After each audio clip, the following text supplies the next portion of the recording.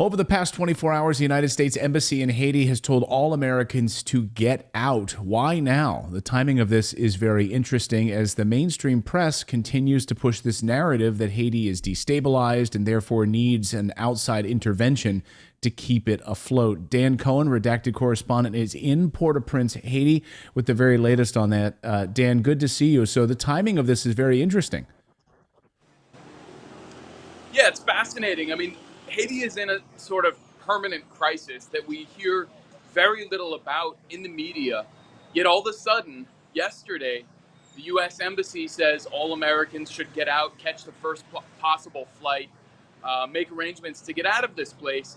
And it seems that they're trying to destabilize, to project destabilization in order to justify the intervention that they're seeking to get approval for at the UN Security Council.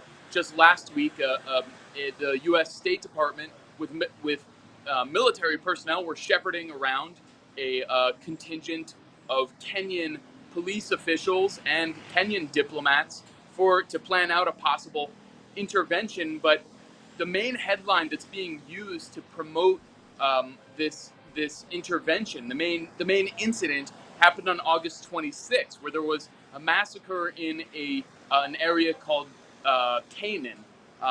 And what happened is a guy named Pastor Marco had his followers go out into the street in order to confront heavily armed gangs. And they just had machetes and sticks and stones. And he sent them out there like sitting ducks. And what happened is they were shot at and killed. Which is completely predictable. So you have to ask, why did that happen? There is a lot of speculation from people we speak to on the street, the general populace, who think this may have been essentially a stage-managed massacre, that he sent them out in order to have a massacre, that the government may have even been involved, that it goes to the highest levels in order to get to justify this intervention, to project destabilization.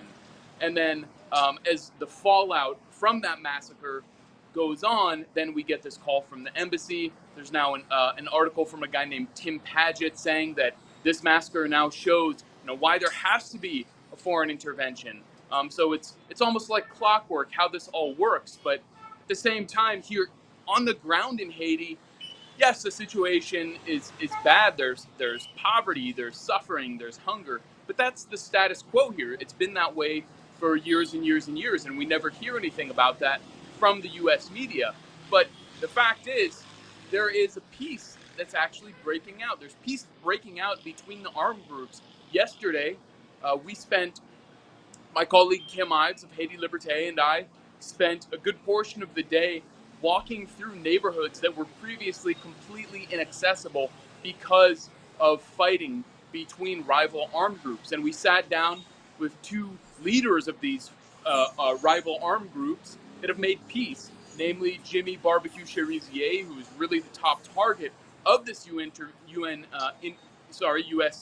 Intervention that it's seeking to get through the UN, and the leader of the rival neighborhood of Bel Air, whose name is Toto Alexander. And so these two, who were formerly rivals, are now sitting down and talking about why they have to unite in order to bring peace to the neighborhoods, and why they don't want a U.S. intervention. They don't want a foreign meddling, anyone coming into their country. And there was a massive crowd. We're going to show this reporting in our upcoming Redacted special report.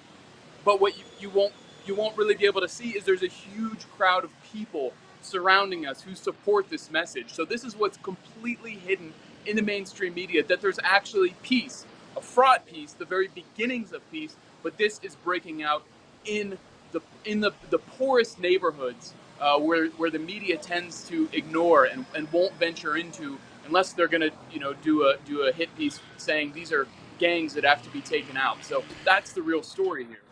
It's amazing when you shared that photo with me offline to see Barbecue sitting there, side by side with a former rival saying, we do not want U.S. intervention, coming together. That's an amazing moment. And you're seeing, I think, a reflection of this throughout Africa, African countries, of course, overnight in Africa, more coups as other countries across Africa are saying, purging their ranks to make sure that their, Western-backed coups don't take hold in their country as well. So I think you're starting to see this awareness that this U.S. meddling, this U.S. Raping of resources, this U.S. Keeping people down in order to destabilize these countries will not hold. It was a remarkable photo. It's a remarkable moment that these guys are able to sit there side by side, saying no to the U.S. I guess that's the one thing that they could all agree on. That's the one commonality. Right, and if you look at it's an important point that you bring up, Clayton, about this sort of similar pattern happening in the neo-colonies in Africa, particularly in the French neo-colonies.